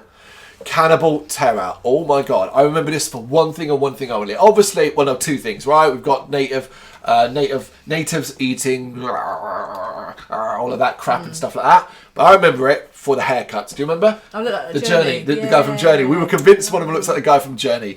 After botching the kidnapping, two criminals hide with a victim in a friend's house in the jungle. After one of them rapes the friend's wife, they're left to be eaten by a nearby cannibal tribe. Remember that part? He ties her up and she's hanging like that, and then he rapes her and stuff like that. Yeah. But this isn't that memorable. No. This is a meh for me. Of the cannibal movies we have on this, it is up there as one of the most forgettable. So I'm going to put this near the bottom. As you didn't really remember A Bay of Blood, I think there. Yeah. Contamination. One of the only alien ones we've really got on this. A former astronaut helps a government agent and police detective track the source of a mysterious alien pod spores, which filled with lethal flesh-dissolving acid. And we end up going to a South American coffee plantation, which is controlled by alien pod clones. If it sprays in you, it forces your chest to blow out. But the effects and the quality of what they had, like, whenever that happened, you could clearly see someone was wearing a massive apparatus on the front. I was always amazed by that. It's basically an alien rip-off. It's now got a 15 rating. Yeah, because those explosion chest parts, while initially looking cool, you know how fake they fucking are. Yeah. And that's about all that's notable. Okay then. No, in fact, it's a 15. Then I guess it goes on meh. Yeah. But I remember a fair bit more than some of the other ones. I'm going to put this fairly high. I'm going to put this one. I'm going to go higher. Higher than Snuff. I'm going to put this there. Oh. I remember it way more. I remember way more. Way more. Dead and Buried. This was a surprise. This was a surprising one. Directed by Gary Sherman, starring some amazing people like Jack Albertson, Charlie's grandfather in Willy Wonka. He's the villain in it. He's the It's a suspense. It's actually more of a suspense horror film, like than an act like that kind of thing. Small coastal town where, after a series of gory murders are committed by mobs of townspeople against visiting tourists, when they take pictures, don't they? The corpses begin to come back to life. Uncut as of 1999. This is memorable because obviously it's a mystery. We've got the detective, the sheriff running around. And basically, the overarching story is the local mortician, obsessed with beauty and stuff like that, restores the bodies, brings them back to life, and that's kind of how it works. It's an interesting story. Because it's got some cool parts. Like we run someone over and he finds out the arm separated, and he thinks there's some cool shit going on here. Don't know how nasty it is. No, so it felt more like a 15. A thriller, yeah. Like it I wouldn't necessarily say it was overtly nasty. I think this is meh, but that's not putting a quality. It's more because it's a nasty. But I think quite high up. If we've got the likes of The Cannibal Man quite high because we enjoyed the film, it probably goes along there, doesn't it? Yeah. Above Blood Feast. Yeah, that makes sense. Delirium. Oh, Delirium. Confusing because we actually watched the wrong Delirium and even recorded the wrong Delirium initially. Oh. The one with the mad eye and the woman gets like, the killer's her brother and she's like super sexualized ending is he's like, I want to basically rape you. That's not the Delirium of the Nasty. That's the one. This is the one by Peter Maris. An ex-soldier is hired by local right-wingers as a vigilante to clean up criminals and street people. However, he freaks out and starts killing everybody. That actually happens halfway through. He gets killed by a woman with a shotgun. And then we kind of cut to this secret underground bunker of these like right-wingers and this like old military guys, one on the front cover. And like, oh yeah, we can clean up the streets. You hired us to do that. And at the end, he ends up in a big shootout with the police. It's really shit. Yeah. It's really shit. I must have blacked out on that one because I can't remember it. Is that it? I can't even really remember anything violently gory about it. Yeah. So after Toxic Zombies though, because you remember nothing about it. No. Don't go in a house. A disturbed young man who was burned as a child by a sadistic mother stalks one with a flamethrower. Yeah. This was an interesting one. Uncut as of December 2011. I don't really... I remember this mainly because it did a lot of good fire deaths more than anything else. And it's one where he keeps the women. His mother is... Yeah, that's right. He keeps the one he talked to him. It's a little bit psycho rip-off, basically. He tries to... I remember him going out to a really cool disco nightclub. Oh, yeah. He smashes a glass in a woman's face. Yeah. Totally reasonable behaviour in a nightclub. There we go. Yeah. That puts it in nice then, because we remember a specific scene. Yeah, I remember that. Yeah, he kicks them out on the attic and he kind of reformats them, doesn't he? Like he does. Yeah. Okay, so this has gone a nice, probably quite low. I'd go a bit higher with it because where are you looking then? Because the flamethrower thing. I remember he was. Yeah, I quite liked it. Yeah. Well, where are you putting it then? I'd go above. Ooh, the Love Camp ones, man, for me. But they're a meh. Oh, sorry. Yeah, sorry. Nice. Above the Beast. For me. Yep. Yeah. Yeah. Yeah, because I remember he was quite a tortured soul, and his friends kind of. Yeah, you remember more than I thought you would. His mate was worried about him, thinking he's going to go off the rails, and he kind of clearly does. Yeah. Don't get near the park. Oh my god, I just remember this one. Two siblings cursed in prehistoric times survive for millennia by feasting on the entrails of young people, prowling on what eventually becomes a park in contemporary Los Angeles. This is the two different people. One ends up marrying Linnea Quigley. One ends up marrying Linnea Quigley. Other sort of lives in a house in the park with kids, and she's all old, and they're building towards a ritual at the end. Oh my god, this movie fucking sucked. Yeah. Because he ends up marrying and staying with Linnea Quigley, really young for ages. She falls pregnant, she ends up hating him, and he plans to sacrifice his young daughter later about it. Yeah, God almighty. And the scenes of violence and gore is just like, that stuff. Where you're kind of chewing on a bit of rope that's supposed to look like entrails. Ooh. Is that it? Or near the bottom of Mare? Bottom of Mare? Yeah, I feel like I remember. The cannibalism does take it into nasty territory. It does, yep.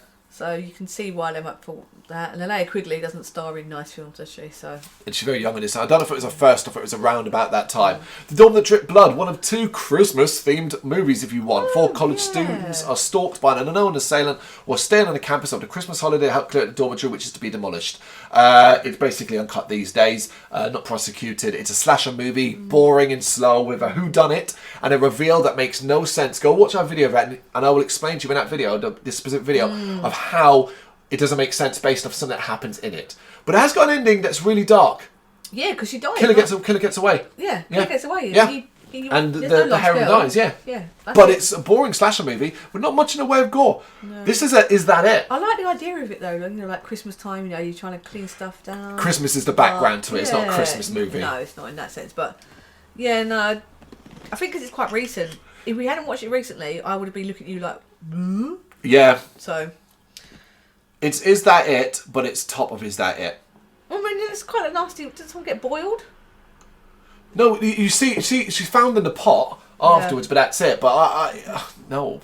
Is That It? Top of it. Is That It? Right. Death Trap, aka Eaten Alive as we know it. It is uncut as of the year 2000. A psychotic redneck who owns a dilapidated hotel in rural East Texas kills various people who upset him at his business, and he feeds their bodies to the large crocodile he keeps as a pet in the swamp beside his hotel.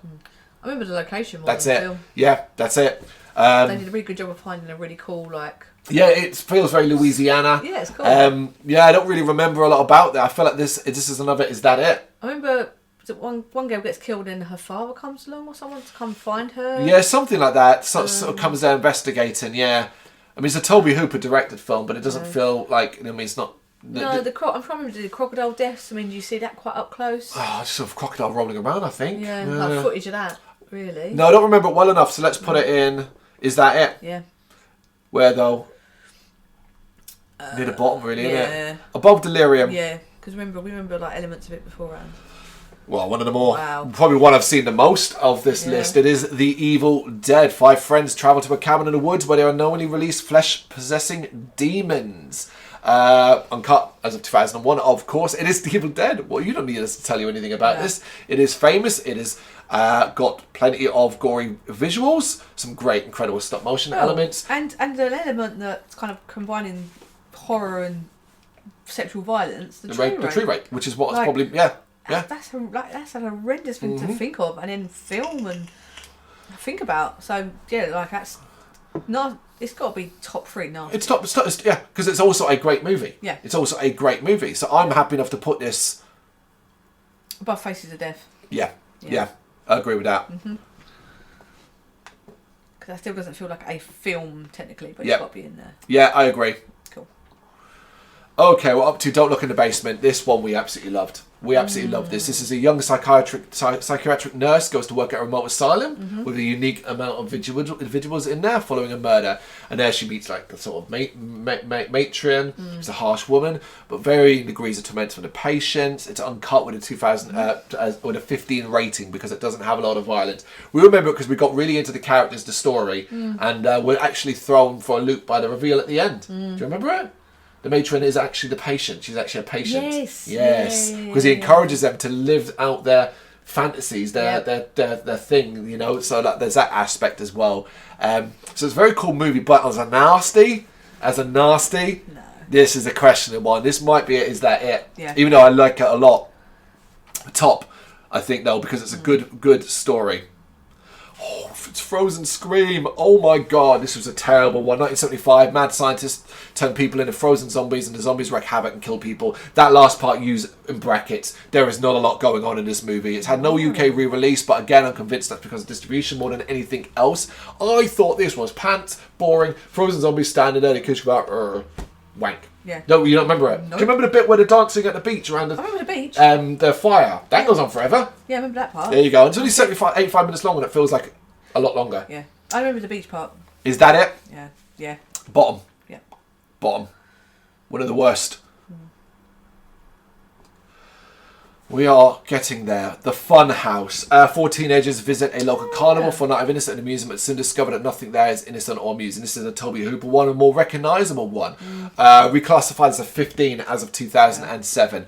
I think that probably makes sense. The slasher gore is slasher gore for the era. It would be reclassified. Yeah, it feels more grubby. It doesn't really have a lot of sex. I think really, probably early on it was because obviously it makes a big deal of revealing the face of when he takes his mask off, he's got quite an egregious face. More about that than anything else. It's not like overly... I always remember at the start, it's got a really weird start, like her brother's spying on her in the shower, she's naked and he's spying her from the fucking inside the cupboard. Remember that? It doesn't compliment her, but he says something weird. Nice tits, sis. He says nice tits, sis. Yeah. Punch him in the face. So this might be a mare one. Yeah, I remember the location. I remember a fair bit about it. Yeah. Like cool looking carnival, that kind of thing. Yeah, the carnival part, I remember that because obviously... The stalk and slash throughout it. I remember the ending with the pipes and stuff like that. Yeah. Alright, so let's put this one fairly high up in there then. Yeah. After Tenebrae, above Contamination? Yeah, that fits nice. There we go. Zombie creeping flesh. Oof. After an experiment gone wrong, a virus that turns people into zombies spread throughout New Guinea. A female reporter and a cameraman and a team of 4 commandos are sent to investigate, try to survive the onslaught. It's uncut as of 2002. You look like you don't remember a thing about this. No. This one blends in, unfortunately. Yeah. I don't remember a lot about this either, truth be told. I really don't. So this might have to just go in there at the bottom. Because, remember next to nothing, even violence and gore. No. I can sort of picture the jeep and the people, but that's about it. Well, a lot of these films use jeeps out in the jungle and it's like... Let's put it at the bottom. Yeah. Let's put it at the bottom. Okay, we're up to Human Experiments. A demented prison doctor performs gruesome shock therapy experiments on inmates. Kind of. Yeah. It's not the poster. The poster's well off what this actually is. This is a no UK re-release and it was not prosecuted. We believed at the time that the only reason this got on the nasty list is because of the violence involving the kid that killed his family, which he first goes in and you see the bodies there. Beyond that, it is fucking tame as shit. Absolute tame. She goes to prison. It rushes through it. Suddenly, like, oh, she's had a descendant. It's all part of this doctor's plan to break him down to the like basic childlike thing where they want a violent. It's just nonsense. It's nonsense. Is that it? Yeah. It wasn't even that good of a movie. No, I feel like out of all the posters, that was the one that's the most misleading. Yeah, I'm going to put it there. The title and the poster makes it feel like it's because when we said we're going to watch Human Experiments, I was like, oh Christ, I'm going to brace myself for a really horrendous film. Yep. And I'm like, I remember it's got someone's face. I think it's got like John Travolta's sister in it. I remember. Yeah, Ellen Travolta. Yeah, that's right. Yeah, because she looks quite like a lot like him. Drop Dead Dearest or I Miss You Hugs and Kisses. This is one that is the one we talked about at the start. This is the bottom of Is That It? Yeah. Purely because there's not a nasty. No. There was one scene at the end that might be the reason why it got in a bit of bother, which is isn't it? No, the end where like you get that person bludgeoned to death in the garage. Oh yeah, that's it. That's it. Beyond that, this is a drama. It's supposedly inspired or based upon a true story. It existed in Canada. It's some guy that's accused of killing his wife or whatever. And we kind of go through the courtroom drama aspects of it. Bottom of Is That It? Oh yeah. There we go. Easy as that. Yeah. The Man from Deep River. We went into this one thinking we were going to watch the same old, boring-ass cannibal shit. And it's there. A photographer is captured by a primitive tribe. His life is spared and he's accepted in the village after the chief's daughter falls for him. And of course, it's described as a rival tribe. And that's where you get some of that kind of gore and violence. Beyond this is basically a cool, good film about a guy in life in amongst these natives. Yeah. And we actually ended up really into that aspect of it. Yeah, we really, really did. That, that does not make it nasty though. I mean, the cannibal gore is is part of the course, really. I think this is another mare. They've got animal cruelty. They do. Yeah, of course. That takes it into the grim territory. It does. It goes up in grim then. Let's put it in grim. Yeah, a lot of these cannibal ones. Yeah. Alongside Cannibal Apocalypse there. Yeah. Yeah. Yeah.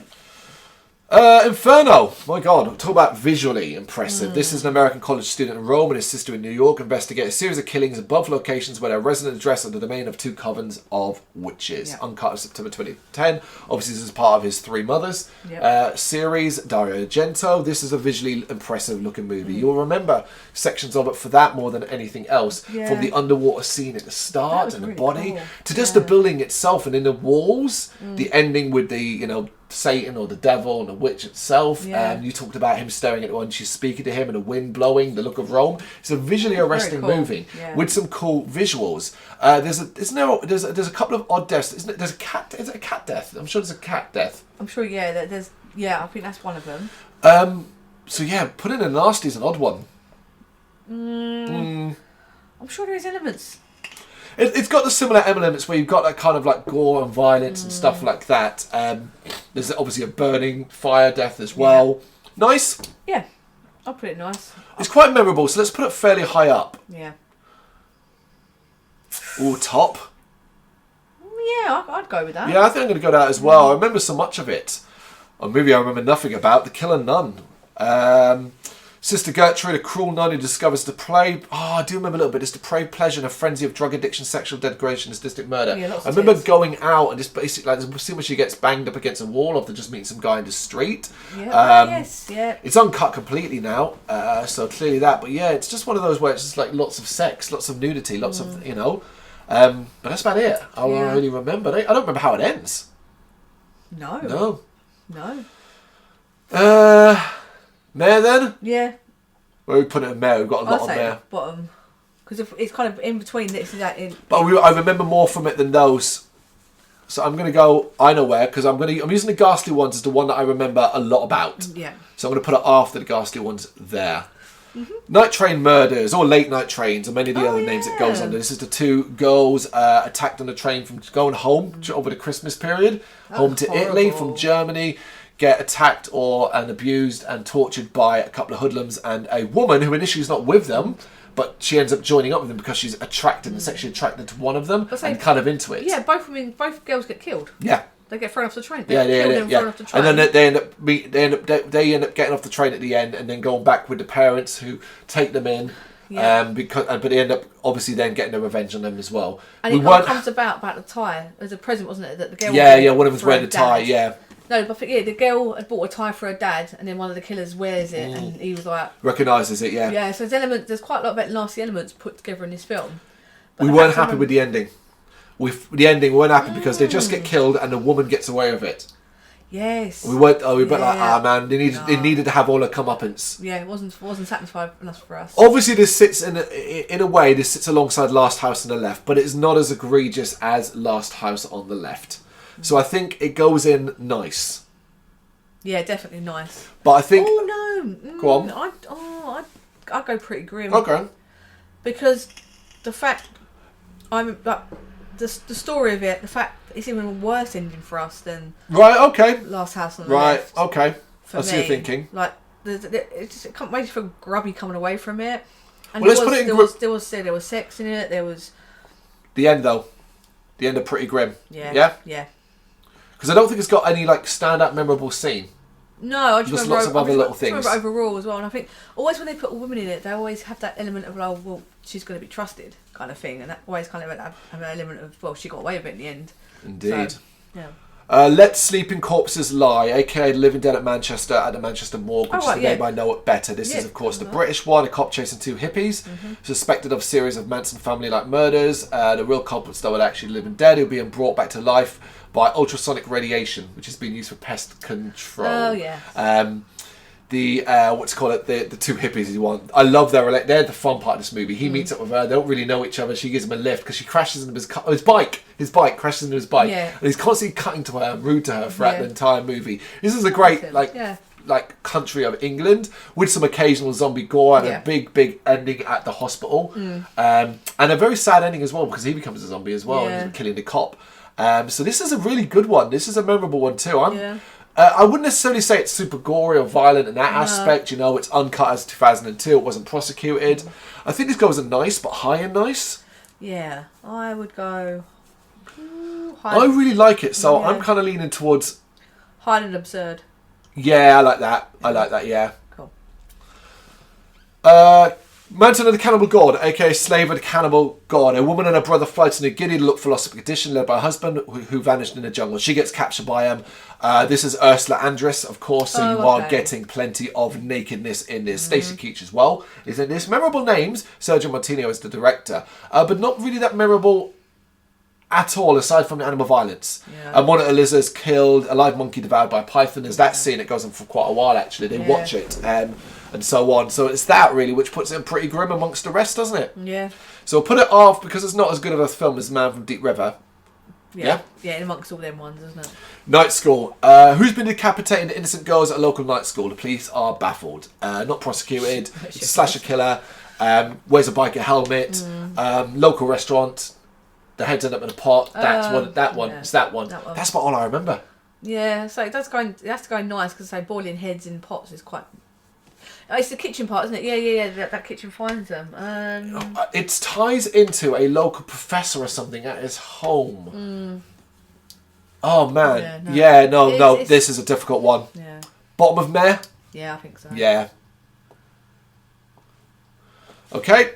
Butcher Baker, Nightmare Maker, The Evil Protege. No UK re-release for this one, which we can't make sense of at all. An orphan teenager finds himself being dominated by his aunt, who's hell-bent on keeping him with her old cast. Directed by William Asher. Jimmy McNeil, Susan Tyrell is the reason to watch this. She is immense as the crazy aunt. And including later on, like, she might want to bang him. Ugh. Okay. Yeah, go on, she's the killer, running around slashing up people. There's nothing too egregious in this. A little bit of violence. There's some sex and nudity, of course. It's a good movie, though. I liked it. I liked it too. So this one, but it's not really a nasty. I think the police weren't that.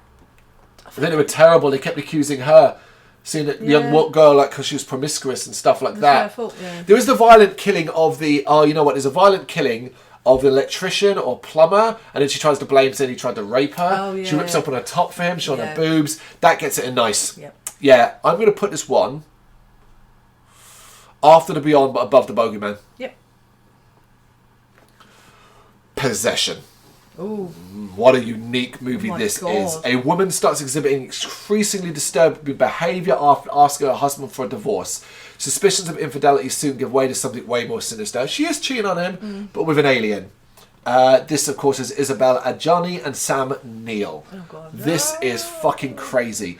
Uncut, but it is still unique. It's got some incredibly weird scenes. Remember the fucking spasm she has in the fucking tunnel, and then like almost giving birth to something. Oh, when he God, comes and finds her sleeping with the alien creature and the sliminess and all that, to it taking over Samuel's body and making him to like at the end.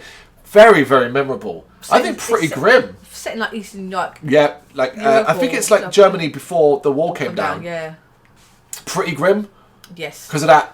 I mean, oh, like when she's doing like that's yeah. But really memorable though, isn't it? Mm-hmm. How high? But it's not the most egregious of nasties. Let's put it here. Yeah. Yep.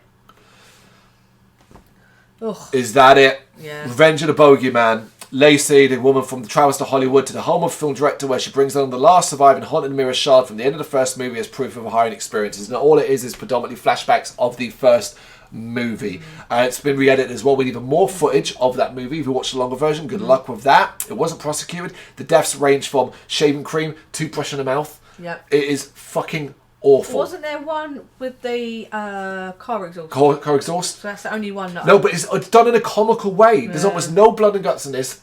All you're getting is stuff from the first film. Is that it? Bottom. Yeah.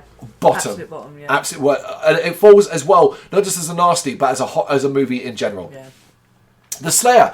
Two couples become stranded on a rugged isle and are haunted by a supernatural beast drawn to the wife of one of the couples who dreams of its killings. Uncut as a 2001. This was really boring. Plays out like a slasher movie with some interesting kills like the hook in the mouth and the stuff like that. He gets killed by the shard of glass. The trapdoor. Oh yeah, the trapdoor. Yep, the Closes trapdoor. on Yeah, his- closing his head and That's stuff cool. like that. So it's got some interesting death scenes. Memorable, really, because it plays like a slasher movie with her dreams, and then at the end, in the last 2 minutes, it reveals this gigantic, monstrous creature. And you're like, oh, okay. I remember it was 10 minutes of her trying to hammer windows. Yeah, barricade herself in. Yep. God. But not enough characters for a slasher film. Yeah, it only was had so 4. remote. Yeah, it was too remote. Yeah. So remote. It was cool venue, cool location, but like, could you have a bit more of people partying together? But we remember a fair bit about it with yeah. regards to deaths and nice. I think nice. Okay, Yeah. how high? Quality film, I'd go just above The Beast. The Beast in Heat. Yeah, that kind of quality. Yep. Yeah, because from the name, The Slayer doesn't really. It's a very generic title. It's only when you read the blurb, I'm like, oh yeah, of course, that's what it is. See what I mean? Yep. Like Dream Slayer or something would have been better, but. The Toolbox Murders. Yep. This is a famous one, of course. Ski mask. It's also been remade. A ski mask maniac kills apartment complex tenants with the contents of a toolbox. Yeah, that's about all I remember from this. Yeah. I remember the woman being tied up. A girl, I don't know if it was a niece or something, like tied up in bed for ages, like held hostage. Yeah, I think. I think he's her uncle and he's attracted to her and he wants to marry her or some shit like that. I don't. That speaks volumes. Yeah. Bottom of meh. Yeah. Yeah, because the fact it's called Toolbox Murders, there is enough for it to be nasty. Yep. But just not memorable. Unhinged. 3 young women who crashed a car during a rainstorm were taken in by a bizarre family at the large rural estate. This was interesting because this dealt with body dysmorphia in an intriguingly different way we weren't expecting. It does result in a very violent stabbing scene at the end and an ending that isn't a happy ending, so to speak. Yeah. But that's about all I remember. I remember being quite slow and boring. We do have the scene where she discovers all the bodies, cut up bodies in the house next door. So probably belongs in nice. Yeah, not Yeah. any higher than that. Where are we putting it in nice? I think above The Slayer. I feel like it might need to go higher. Okay. Needs to go higher. Maybe Madhouse. Maybe above Madhouse. I'm going to put above Bogeyman. Yeah, cool. There you go. After Butcher Baker, Nightmare Maker. We have 3 left. Visiting Hours. A deranged misogynist killer sorts a journalist. When he discovered that she survived the attack, he follows her to the hospital to finish her off. And Michael Ironside, if you remember. In the hospital. Really that's right. Crap security. Really, really terrible security. She keeps getting attacked and assaulted. And they're like, all right, yeah, cool. Right, well, this floor's going to be empty. You're alone in it.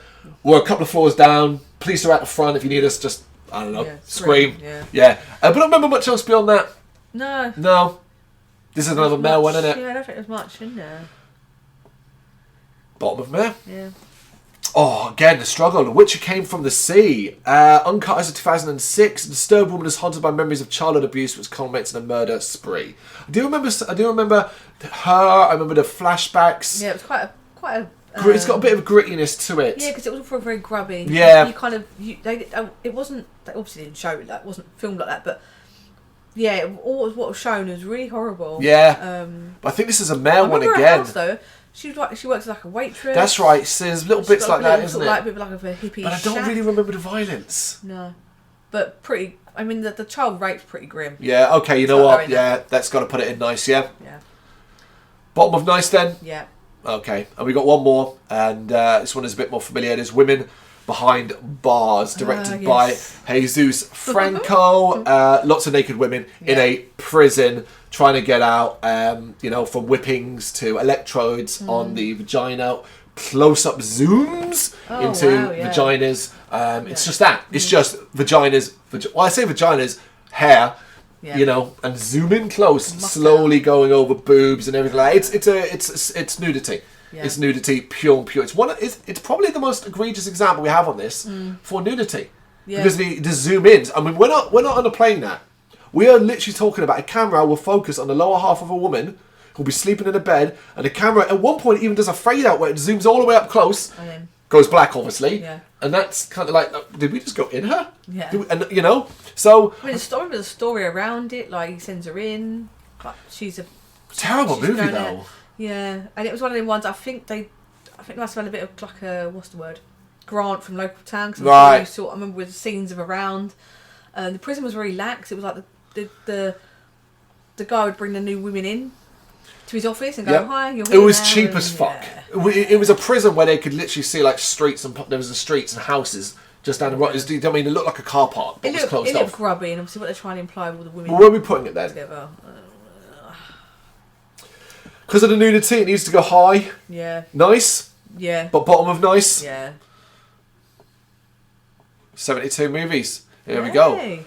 Okay, well, we'll just focus on what we put at the top and see if we agree with what we've done. So we are saying...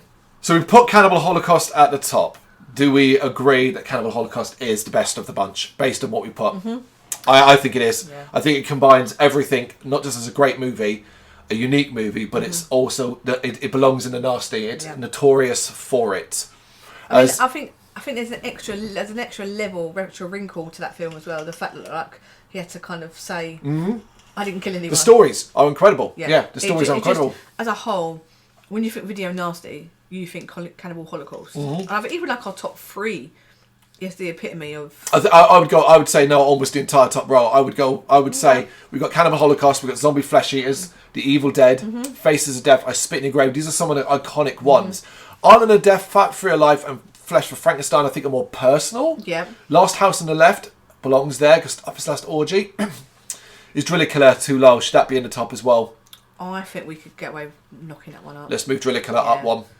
There we go. I think the element of having the drill and everything about it just feels grubby and nasty. I feel like that's perfect. I feel like that's pretty much looking at Pretty Grim as well. I think we've kind of nailed that. I think there could be some that are moved around, like based on personal taste more than anything else, and some maybe a lower, but just pure. But the fact that we don't remember them as well says to me they belong down on Mare for that exact bloody reason. Yep. There you go. That is 72 nasties ranked. What do you think? You got any thoughts? You got your own ranking? You know what to do. Let us know in the comments. Thank you very much for watching. If you liked what you saw, please help us out by giving us a thumbs up and hitting that subscribe button. If you really liked what you saw, consider donating to keep the website and channel running by buying us a coffee via our coffee page or picking up some merch from our Big Cartel store. You can check us out on gbhbl.com as well as via our social media, Facebook, Instagram and Twitter, as well as listen to our interviews via SoundCloud, Apple Music and Spotify. Just search for GBHBL. Games, horror and heavy metal. What else is life for?